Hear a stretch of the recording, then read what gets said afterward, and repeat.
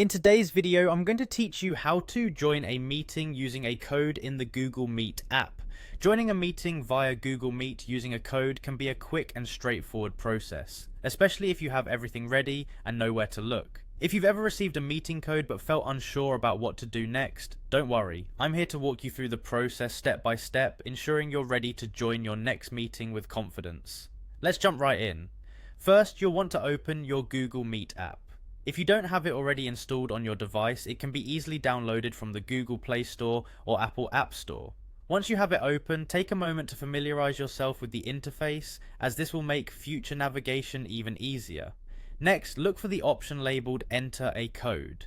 This is typically located on the main screen and should be easy to spot. It's your gateway to manually joining any meeting with just a few taps.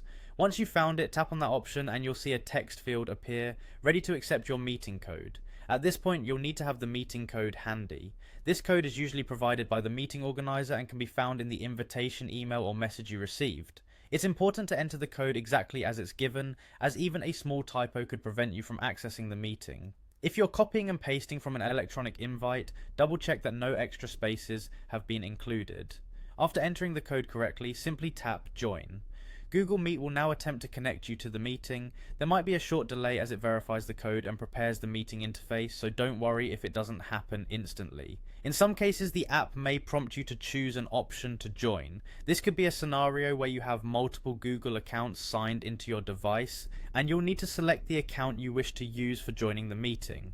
Choose the appropriate option, and you'll be on your way. Finally, once you're admitted into the meeting, someone already in the session, like the host, might need to grant you access before you can fully join. This step adds an additional layer of security, ensuring only invited participants can enter. Just be patient and wait for someone to let you in. And that's it, you're now in the meeting, ready to participate. Remember, once you're in, you might want to check your audio and video settings to ensure everything is working correctly.